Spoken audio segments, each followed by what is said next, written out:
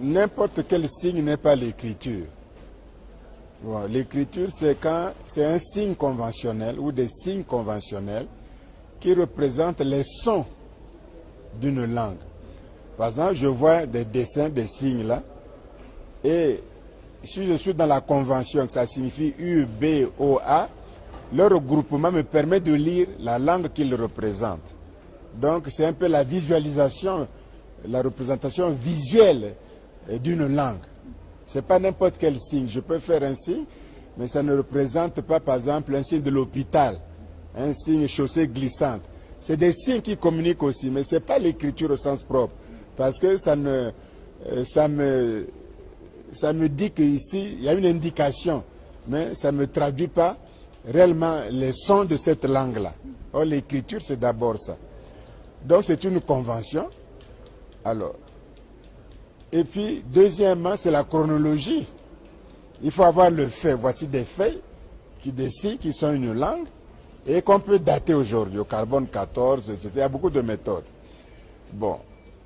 Le débat, c'est que ce qu'on a trouvé dans la Mésopotamie, à Sumer et de la Mésopotamie, à l'Indus, ça a été daté vers 3200. Vers 3200 avant notre ère. Et l'Égypte ont donné 3100 avant notre ère, c'est-à-dire au moins un siècle après les cunéiformes, ou l'écriture de l'Indus, après un siècle. Bon, c'était dès à peu près au même moment, mais quand même il y avait l'antériorité de la Mésopotamie. Or, le professeur allemand, archéologue, égyptologue, Dreyer Günther, a trouvé à Addis Abeba. D'ailleurs, Petri avait trouvé aussi quelques labels déjà. Il a trouvé donc des tablettes en quantité, lisibles, qui sont écritures, et il fallait les dater. Et ça nous ramène à 3400 avant notre ère. Il a publié ça à Tel Aviv, il a fait des conférences à New York, c'est daté, c'est connu, et c'est très lisible, hein, et donc c'est 3400, donc au moins 2 siècles avant l'Indus, la Mésopotamie. Ça, c'est un fait. Bon, les gens aussi veulent ne pas reconnaître ça, bon, on discute toujours, mais ça, c'est un fait vérifiable. Il y a le matériel, on peut le dater, on le voit. Bon, qu'il montre maintenant les datations de la Mésopotamie, il n'y a pas de fait. On reste toujours sur les vieux trucs là. Au début du siècle, à la suite de fouilles approfondies, on pensait qu'Abydos avait livré tous ses secrets. Mais en 1977, l'archéologue allemand Günther Dreyer a rouvert le site.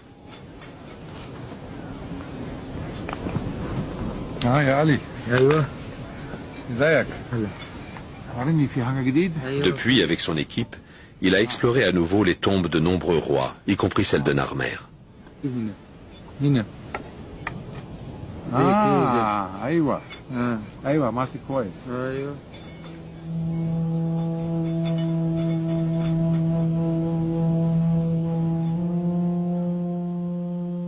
Il a montré beaucoup d'intérêt pour une plaquette en ivoire. Ce type de plaquette était à l'origine attaché à des jarres d'huile. Malgré sa petitesse, elle réservait à l'archéologue une surprise de taille. Il semblerait qu'elle décrive le même événement que la palette de Narmer.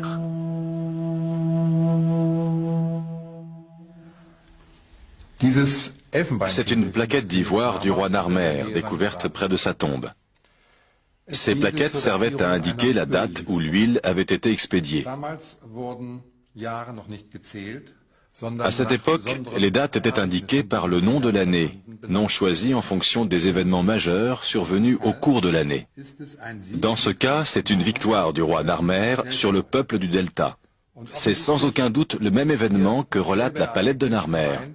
Nous pouvons donc en déduire qu'elle fait référence à un événement historique qui a eu lieu une année précise.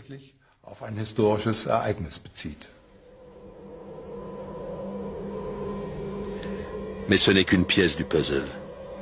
Une autre découverte à Abydos suggère que le processus d'unification avait commencé bien avant Narmer, au moins 5 générations plus tôt. Sous cet amas de décombres, Dreyer a mis à jour les tombes de rois d'une dynastie jusque-là inconnue, que les égyptologues ont baptisée la dynastie 0. Dans les tombes, on a découvert d'autres plaquettes, encore plus étonnantes que la première. À cet endroit se trouvait la preuve gravée dans l'ivoire que les Égyptiens avaient mis au point un système d'écriture très évolué, d'une part plus tôt qu'on ne le pensait, et d'autre part avant les Sumériens en Mésopotamie, à qui on attribuait l'invention de l'écriture.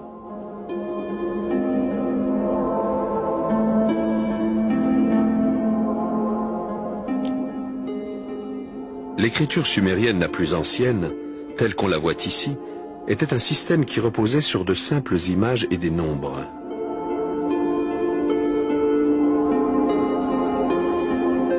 Tandis que l'écriture égyptienne comptait des signes représentant des sons comme les alphabets modernes. Le serpent représente le son dje. Avec les deux triangles qui suivent, il se prononce djou, ce qui signifie montagne. Le groupe se lit les montagnes de l'obscurité, en référence à l'ouest où le soleil se couche.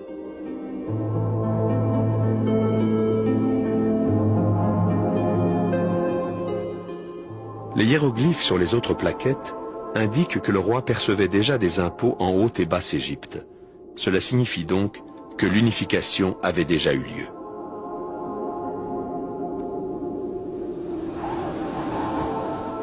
Pour consolider le royaume, une nouvelle capitale a été construite à la frontière de la Haute et de la Basse Égypte.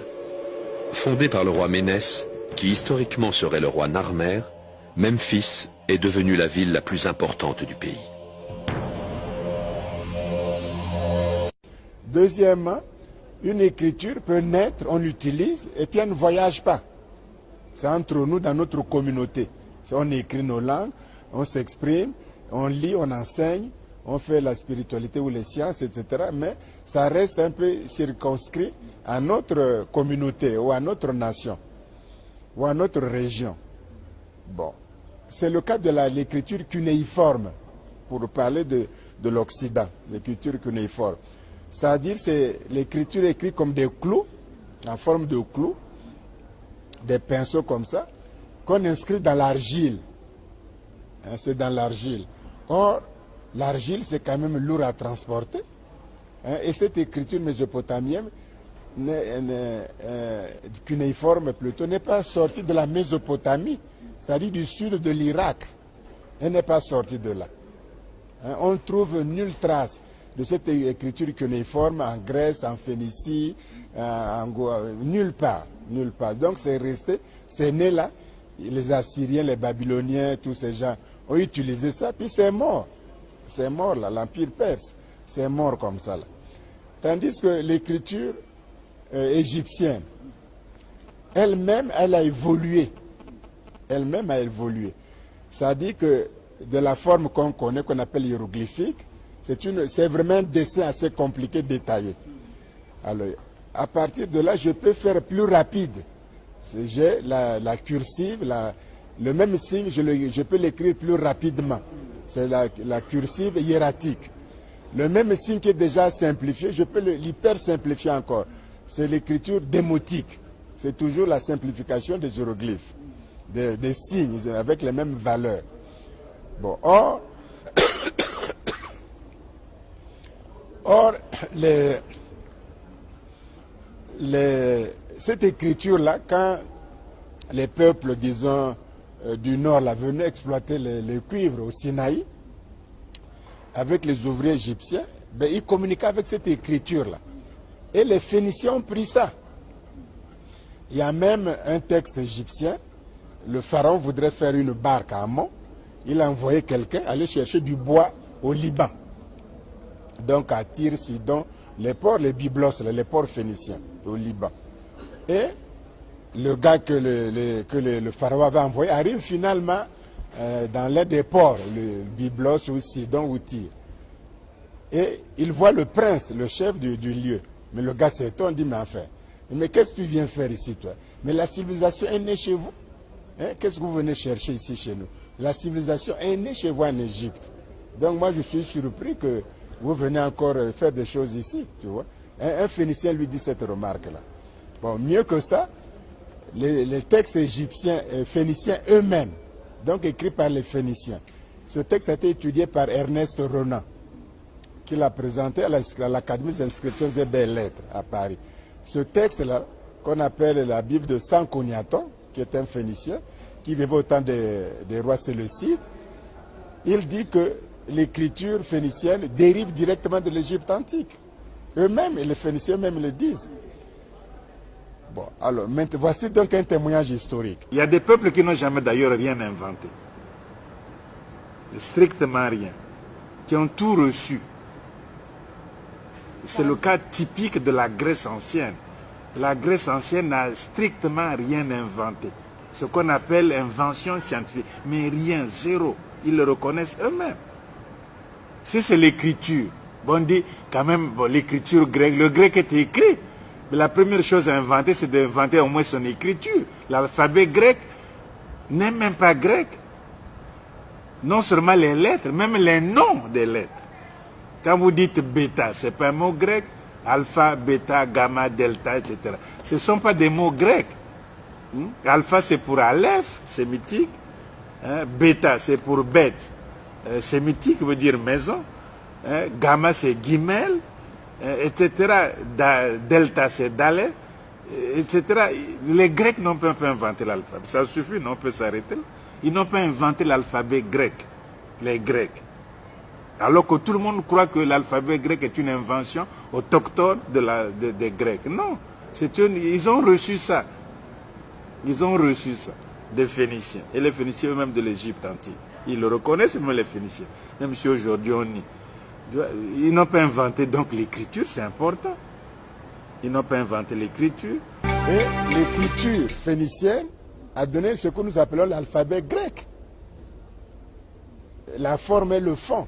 Quand vous dites par exemple alpha, mais ça ne veut rien dire en grec, c'est même pas un mot grec, c'est aleph. Et quand vous dites bêta, ça ne veut rien dire, c'est beit, la maison. Quand vous dites delta, c'est dalé. Quand vous dites gamma, c'est guimel. Lambda, c'est lamel. Donc les noms même des lettres grecques là, le nom, c'est des noms sémitiques, c'est des noms phéniciens. C'est des noms, c'est aleph, arabe, etc. C'est des écritures phéniciennes. Donc les Grecs, soi-disant le miracle grec, ils n'ont inventé ni les signes, ni les sons, ni la valeur de ces signes-là. Et nous avons retenu ça. Au lieu de dire aleph, je prends seulement le A. Au lieu de dire bêta, je prends seulement le B. Au lieu de prendre seulement le D, le delta, je prends le D. Donc vous avez A, B, C, D. A, B, D veut dire quoi?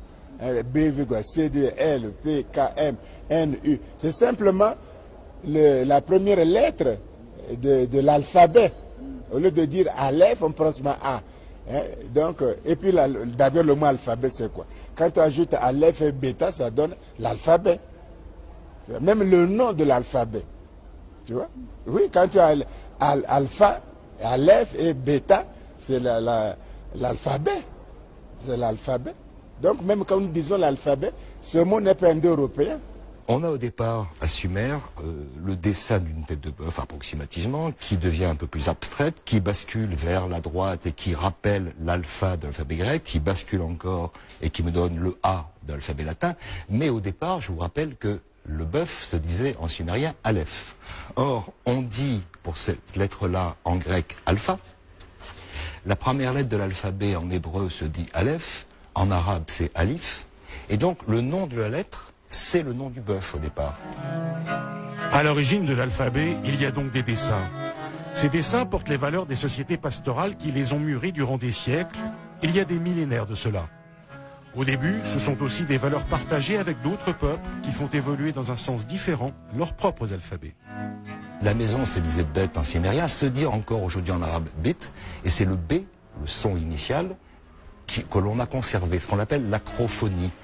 Acro, c'est en haut, comme acropole, le haut de la ville. Acrophonie, le haut du son. C'est au fond un sigle oral. Et c'est comme ça qu'est né l'alphabet. Il faut savoir que les Cananéens ont été appelés Phéniciens par les Grecs. Quand les Grecs disent Phéniciens, ils désignent les Cananéens. C'est comme ça que les Grecs ont nommé les Cananéens. L'humanité était noire à l'origine. Dans la mesure où, lorsque ces hommes vont ensuite, par leur pérégrination, selon un axe sud-nord, donc de la région des Grands Lacs, aux rives de la Méditerranée, aux confins des rives de la Méditerranée, ils vont avoir deux voies, ils vont sortir. Il semblerait que les hommes noirs soient sortis d'abord par l'isthme de Suez. C'est pour ça qu'on trouve des fossiles très anciens dans la région de la Palestine d'aujourd'hui. Le professeur Bar Youssef et d'autres ont étudié ces fossiles et ils ont montré que ces fossiles présentent l'anatomie et le type humain qu'ils appellent mélanoderme. Hein? Et même Madame Miss Garrod a étudié les populations les plus anciennes de la Palestine et elle a dit que ce sont les négroïdes qu'on appelle les Natouféens.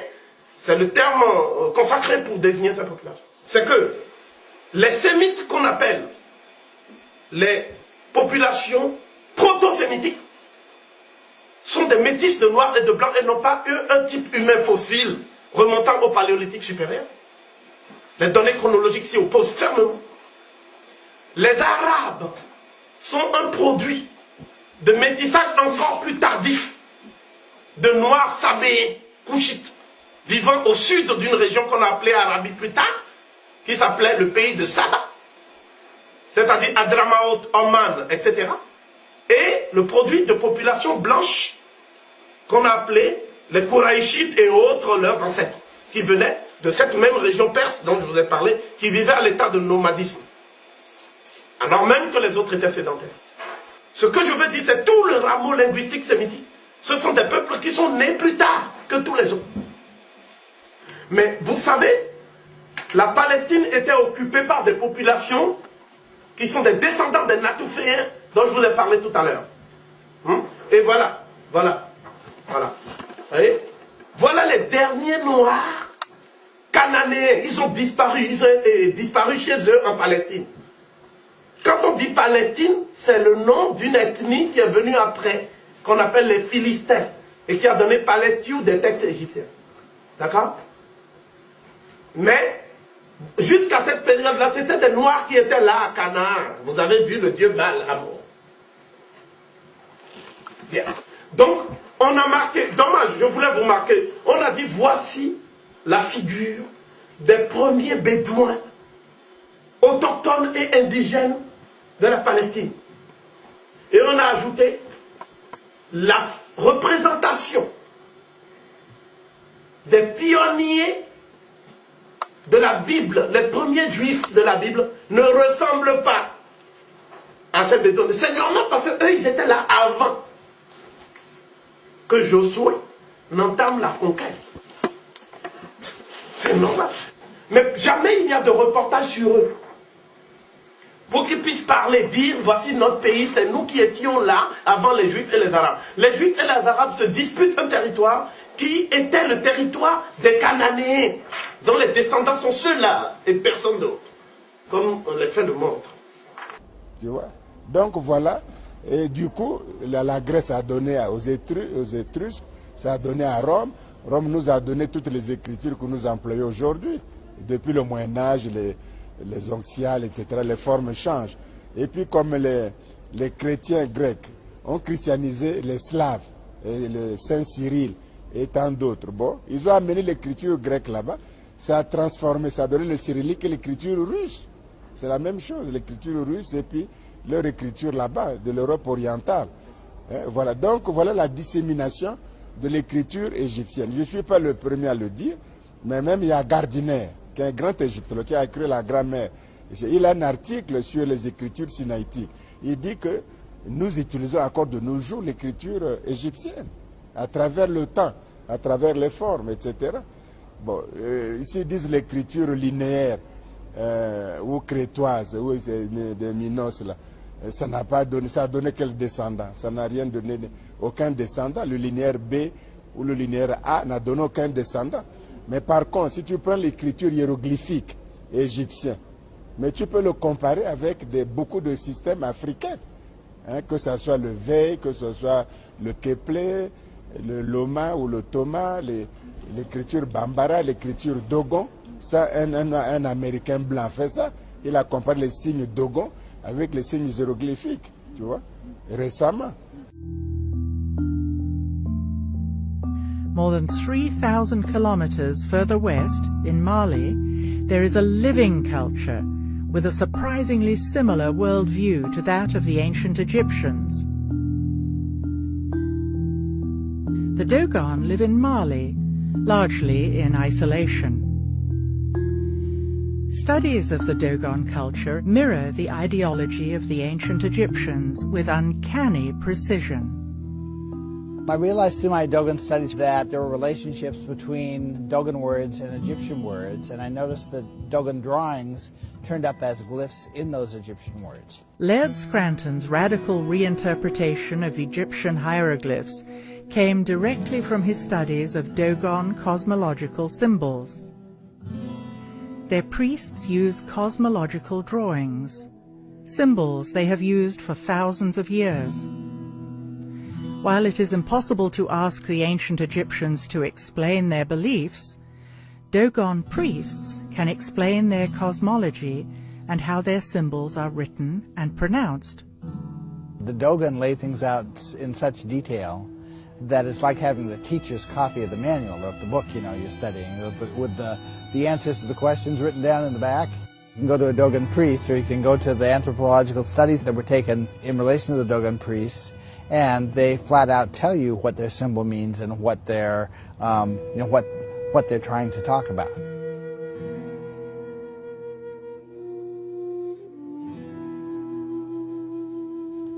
The general pattern I could say is that Dogon cosmology tells us how a concept should be expressed, how the word should be pronounced, what multiple levels of meaning the word should be associated with, and what kind of a drawing it should be associated with. That predicts for us what we ought to find in Egypt.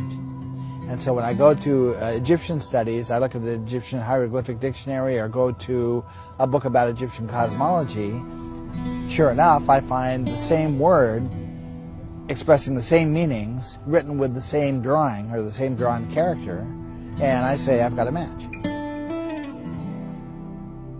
How is it possible that the Dogon culture in present-day Mali is connected to the ancient Egyptians? What is the link?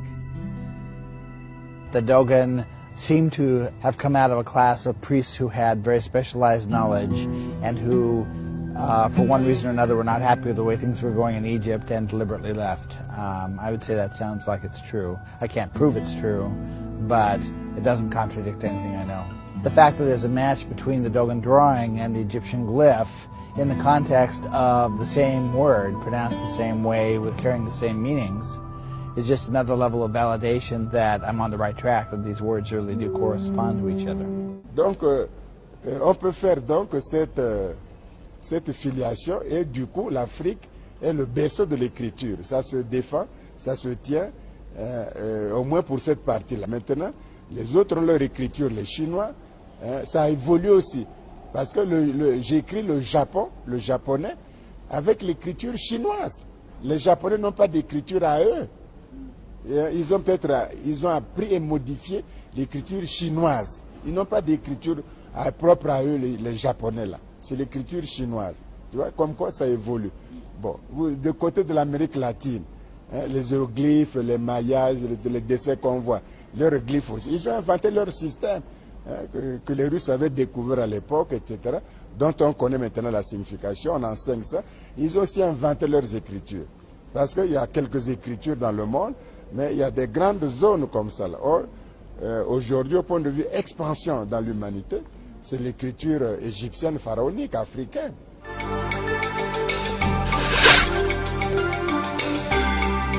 Là-bas, ça ne m'étonnerait pas, parce qu'en allemand, Guérin avait étudié ce qu'on appelle tout sona, sonique à quoi écrire, quoi, par les régions de là-bas, au sud de l'Angola, conjonction avec la Namibie, le Lusaka, par là-bas. Il y avait des écritures par le sable. Même l'Afrique du Sud elle-même, Indaba My Children, il y a beaucoup de symboles qu'on peut interpréter comme des signes graphiques d'écriture. Oui. Mais le continent africain est très riche, c'est qu'on n'en est pas conscient.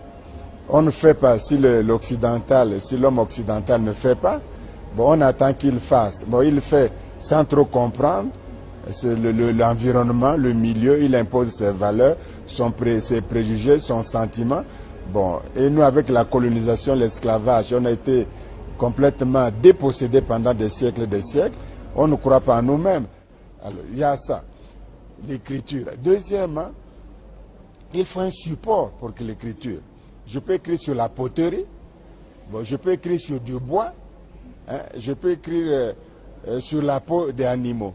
Mais si tu veux faire les dialogues de Platon, il te faut combien d'animaux, hein, pour tuer, combien de moutons, hein, combien de moutons. Bon, si tu veux écrire toute la Bible là, avec beaucoup de copies, la Torah, toutes ces choses-là, le Coran, un peu de chameaux. Mais il te faut combien de chameaux à travers le temps, hein, tu vois, ou les poteries, hein, ou les bois. C'est pas commode, c'est pas du tout commode. Tu ne peux pas remplir tous les baobabs avec le Coran, tu vois, et c'est pas commode. Donc il fallait trouver un support plus léger, facile à transporter et facile à utiliser. Les Égyptiens ont inventé le papyrus parce qu'il pousse au bord cette herbe-là qui pousse au bord du Nil, hein. Ils ont fait des nattes avec ça, ils ont fait des literies, ils ont fait des choses, du tissage. En même temps, ils ont dit que ils ont pu fabriquer le papier, c'est-à-dire le papyrus. C'est-à-dire que tu peux recevoir l'encre rouge, l'encre noire, si tu peux rouler ça, d'où les rouleaux, quoi, les rouleaux de papyrus, tu peux transporter ça, etc. Donc, il y a eu un grand commerce dans la Méditerranée de cette affaire-là, du papyrus égyptien. S'il n'y avait pas le papyrus égyptien, on n'aurait pas Platon, on n'aurait pas Aristote, on n'aurait pas tous les saints Augustins, tout ce qui ont été écrit dans les papyrus, les saints Thomas, les saints Augustins, on n'aurait pas ça. Comment ils auraient écrit ça en argile ou sur du bois, tout saint Augustin, quelle poterie. Hein? Donc voilà le papyrus. Mais le papyrus sera remplacé par le papier. Hein? Le papier, c'est une invention chinoise et qui va gagner après 14 siècles, pardon, l'Occident à travers les Arabes par l'Espagne. Voilà, par l'Espagne. Comme l'imprimerie d'ailleurs. Parce que l'Europe, en fait, a copié la boussole, la poudre à canon, beaucoup de choses comme ça. Mais ils ne reconnaissent pas ça, qu'ils doivent aussi à d'autres civilisations, que l'humanité se partage les inventions utiles au progrès de l'humanité, que les Noirs peuvent inventer, les jaunes peuvent inventer, les Chinois peuvent, les Européens aussi peuvent inventer, mais ils reconnaissent, ils ont le monopole absolu, hein, de l'invention, alors qu'ils ont copié aussi ailleurs, chez les Arabes, etc. Mais qui a créé les premières universités en Europe? Quels sont les créateurs des premières universités, l'enseignement supérieur, là où on enseigne? Qui a créé ça en Europe? Les premières universités ne sont pas en Allemagne, ne sont pas en Finlande ou en Suède, ne sont pas en Angleterre, sont au sud, ne sont même pas en France, sont au sud, en Espagne. En Espagne. Les Cordoba, Cordoue, Séville, etc. Les Arabes venant de Bagdad ont disséminé ont conquis pendant des siècles la péninsule ibérique. Il y a eu des gens comme Averroès, hein, comme Avicenne. On enseignait le canon de médecine d'Avicenne en Hollande jusqu'au XVIIe siècle. Hein, on enseignait ça. Voyez-vous, donc c'est des choses extraordinaires, quoi. Dans des débats avec des enseignants, vous avez des enseignants qui me disent, mais vous savez, monsieur Motonde, je vous ai trouvé un peu excessif. Parce que si les Européens n'étaient pas venus, comment on aurait fait pour avoir des livres pour enseigner aux enfants l'histoire, l'écriture, les sciences? Parce que les livres, quand même, c'est un outil important quand on fait de l'enseignement pédagogique. J'étais obligé de poser deux questions. Est-ce que les gens savent que papier vient de papyrus? Parce que se poser la question de l'histoire, mais c'est les Africains qui ont appris. Où étaient les grandes bibliothèques? Mais attendez, il y a des milliers d'années. Écoutez, quand on dit manuscrit de Nag Hammadi, le premier livre de l'histoire de l'humanité qui a été trouvé dans des fouilles archéologiques, hein, les manuscrits de Nag Hammadi. Nag Hammadi, c'est en Afrique. Est-ce que c'est de ma faute si les gens ne savent pas que le premier livre qui a été trouvé en faisant des fouilles, ça a été trouvé en Afrique? C'est simplement, j'essaie de montrer qu'il y a une problématique de fond, c'est-à-dire que l'information scientifique africaine a du mal à passer. Et qu'il faut des émissions où on a la possibilité non seulement de montrer les matériaux, mais aussi de montrer l'avancée de la recherche scientifique. Parce que la chose, c'est que beaucoup de nations aujourd'hui font des fouilles archéologiques en Afrique. On a le satellite qui fait des photos satellitaires des sols jusqu'à pratiquement 10 à 15 mètres de profondeur. On a aussi les frères africains-américains aux États-Unis qui se sont dotés de moyens lourds avec des drones équipés de caméras extraordinaires et qui survolent les édifices aujourd'hui et qui nous mettent à disposition tous ces matériaux. Donc il y a une nouvelle lecture, une nouvelle approche des choses qui se fait. Vous voyez? Et la chose, c'est qu'il faut bien comprendre une chose. Le discours qui était un discours eurocentré, ce discours est appelé à tout simplement être balayé par la réalité scientifique. Hein? Et certains disent même maintenant que on ne peut pas enseigner la littérature en Afrique. On ne peut qu'enseigner l'oraliture. Donc on invente même des mots qui n'ont aucun sens. Hein? Donc tous ces gens-là ne connaissent pas la distinction entre la civilisation de l'oralité et la civilisation du verbe. Ils confondent le verbe et l'oralité. Comment peut-on avoir un débat technique avec des gens qui ne savent même pas faire une distinction entre l'oralité et le verbe? Toutes les civilisations sont orales d'abord.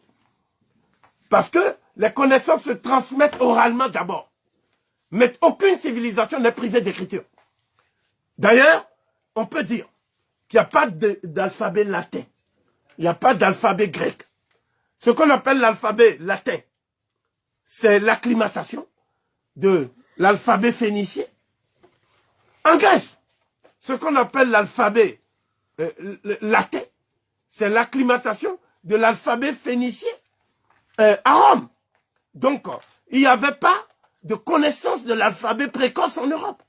Tout cela est venu des hiéroglyphes égyptiens, parce que l'alphabet phénicien, cela ne se discute même plus, vient directement de ce qu'on appelle les caractères proto-sinaïtiques. Et les caractères proto-sinaïtiques sont une adaptation simplement des hiéroglyphes égyptiens. Donc on peut faire la genèse de toutes les écritures du monde à partir de la vallée du Nil et de la région des Grands Lacs et de nulle part ailleurs. Le professeur Obenga a apporté à titre personnel un certain nombre de contributions, hein, de thématiques de nouveaux, de thématiques de contributions nouvelles et de thématiques nouvelles. D'abord, il a travaillé sur une nouvelle science. Et cette nouvelle science que Peirce avait repris à Saussure s'appelle la sémiologie.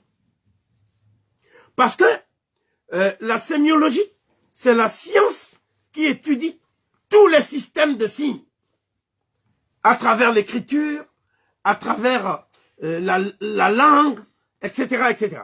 Donc, il y a d'abord, je l'ai dit tout à l'heure, de nombreux systèmes d'écriture des Africains. C'est quoi l'écriture? Parce que souvent, ceux qui ne sont pas informés ou qui ont une information scolaire balbutiante confondent écriture et système graphique. C'est quoi l'écriture? L'écriture, c'est l'étude des graphèmes, c'est-à-dire des signes conventionnels qui représentent des objets, mais dont le but est de rendre visuels les sons articulés d'une langue. Donc c'est un système de notation graphique des sons articulés de toutes les langues. Donc certains disent je vais apprendre les hiéroglyphes. On n'apprend pas les hiéroglyphes. On apprend une langue à travers les signes hiéroglyphiques qui supportent les sons articulés de cette langue. Quand tu dis tu vas apprendre les hiéroglyphes, ça n'a aucun sens. J'entends souvent des gens dire il faut apprendre les hiéroglyphes. Non, ça ne veut rien dire. On apprend la langue qu'on appelle l'égyptien ancien. Et les hiéroglyphes ne sont que des supports graphiques qui vont rendre par convention les sons articulés de cette langue qu'on apprend. C'est une langue qu'on apprend. On n'apprend pas une écriture. Voilà, ça n'a aucun sens de dire qu'on apprend une écriture. On apprend une langue et cette langue est supportée par un système conventionnel qui note les sons articulés de la langue. Voilà ce qu'il faut dire d'abord. Donc en toute rigueur, il faut faire bien la distinction. D'autre part, il n'y a pas qu'une seule écriture. il y a des cursives, c'est-à-dire des stylisations plus ou moins abstraites des écritures hiéroglyphiques lapidaires. C'est le cas du hiératique, c'est le cas du démotique, et c'est le cas du ptolémaïque. L'égyptien hiéroglyphique, les hiéroglyphes, il y a 925 signes. Mais le ptolémaïque, il y a plus de 5000 signes. Bon, donc, la sémiologie africaine, c'est l'étude de tous les systèmes, n'est-ce pas, que l'Afrique a laissés. Par exemple, on peut citer, l'écriture vaille. L'écriture vaille, c'est une écriture, mais c'est la langue qui est transcrite.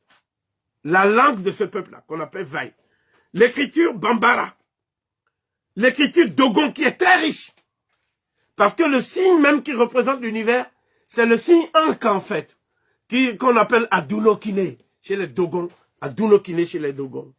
Et l'écriture Ashanti, l'écriture Yoruba qu'on appelle Aroko, l'écriture Efik, Nsibidi, hein, l'écriture Jikandi au Kenya, hein, c'est le Kikuyu, le peuple Kikuyu, Gikuyu, l'écriture du Dahomey, des bas-reliefs du Dahomey que j'étudie moi-même, hein, et de plus en plus des jeunes chercheurs africains, hein, l'écriture Bamoun.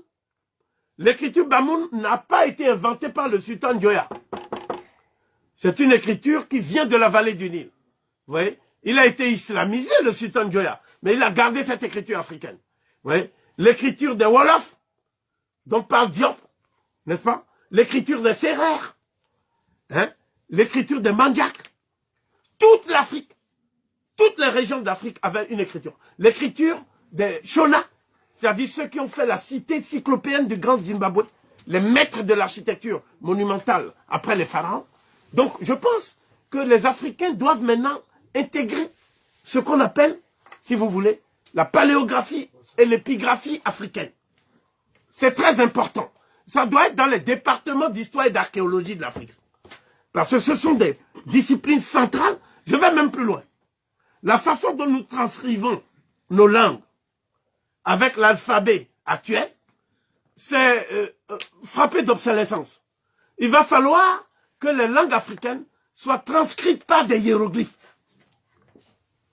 Et nous souhaitons même que les hiéroglyphes égyptiens servent de base à la transcription des langues africaines. Parce que ces hiéroglyphes égyptiens sont les mêmes qu'on retrouve chez les au Dahomey, au Kenya, au Cameroun, au Sénégal, comme nous l'avons montré. Donc, en plus, nos langues sont des langues à tons. Et donc, les alphabets actuels ne rendent pas compte de ces accentuations toniques.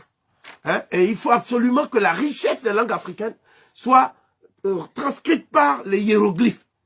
Hein, l'Afrique noire écrit avec les hiéroglyphes. Parce que tout ce qui vient de l'Afrique noire est sacré. L'écriture est sacrée.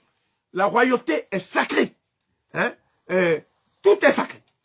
C'est pour ça que la première chose que les Occidentaux ont faite, ils ont désacralisé l'Afrique. Parce qu'eux-mêmes ont toujours été des profanes, hein, et des nomades réfractaires à la civilisation. Peut-être qu'aujourd'hui, ils ont beaucoup appris, n'est-ce pas? Mais ils ne semblent pas avoir appris la leçon des leçons, à savoir que quand on fait la science, on ne la fait pas pour détruire l'humanité. On l'a fait pour perpétuer l'espèce humaine, pas pour la détruire. Je crois que cette leçon fondamentale, qui est de l'ordre de l'intégration, de la maths, selon toute vraisemblance, ils ne l'ont pas encore assimilée. Il y a d'abord un chapitre extrêmement important de l'ouvrage, que je ne saurais trop vous recommander, qui est intitulé donc « Systèmes graphiques africains ». Et à la page 358, le professeur Obenga écrit ce qui suit. En réalité, la découverte de l'écriture, la coordination de la graphie et du son requiert de nombreux et longs tâtonnements intellectuels qui s'étendent en général sur plusieurs siècles. Voilà pourquoi beaucoup de peuples qui n'ont pas reçu leur écriture d'autres régions n'atteignent qu'avec difficulté le seuil de l'écriture phonétique. Entre parenthèses, stade alphabétique. D'ordinaire, les peuples qui jouissent d'un système graphique original ne pratiquent que l'un ou l'autre des systèmes suivants. Le système mnémotechnique, cordelette à nœud, appelé Quipos, qui était la seule écriture des Péruviens à l'époque des Incas. Collier ou ceinture formée de coquillages violets ou blancs, qu'on appelle wampum des Iroquois de l'Amérique du Nord, cordelette akori des Yoruba, appelé araka. 2. Le système pictographique. À une chose correspond une image, représentant plus ou moins exactement cette chose. Un grand nombre de représentations figurées relatives à la vie des communautés indiennes de l'Amérique du Nord, la plupart des inscriptions gravées sur des rochers, sur des troncs d'arbres ou sur des pierres en Afrique noire. Les hiéroglyphes égyptiens qui expriment l'objet même dont ils représentent l'image plus ou moins abrégée. Troisièmement, le système idéographique.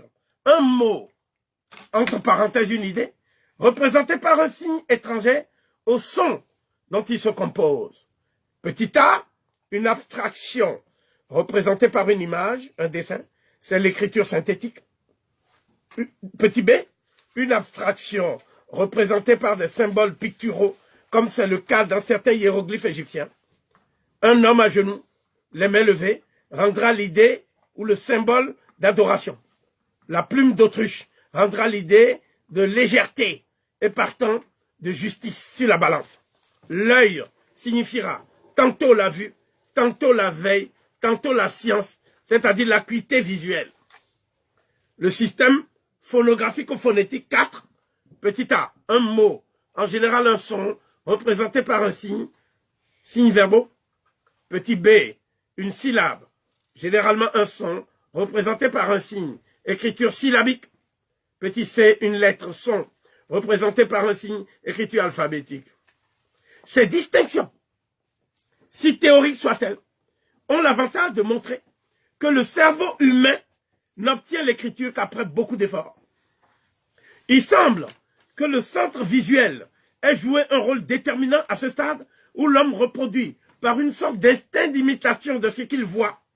À ce stade, l'écriture pictographique où les idées sont la représentation ou plutôt la reproduction à peu près exacte des objets matériels vus. Mais alors, les choses elles-mêmes n'étaient plus à reproduire. Il fallait par conséquent chercher à traduire verbalement le langage articulé, c'est-à-dire chercher à rendre le son par des graphèmes et des mots. C'est alors qu'a dû se développer le centre visuel scriptural. C'est ici qu'il convient de saisir au niveau cérébral les débuts du système phonétique, où les signes ont la charge de représenter des sons entiers, du phonétisme syllabique naquit le phonétisme alphabétique. Donc, c'est une description du fonctionnement des différents systèmes qu'on appelle l'écriture. Et j'ai dit tout à l'heure que l'écriture, c'est un système conventionnel de notation des sons articulés d'une langue au moyen de graphèmes, c'est-à-dire des signes qu'on reproduit sur des supports physiques.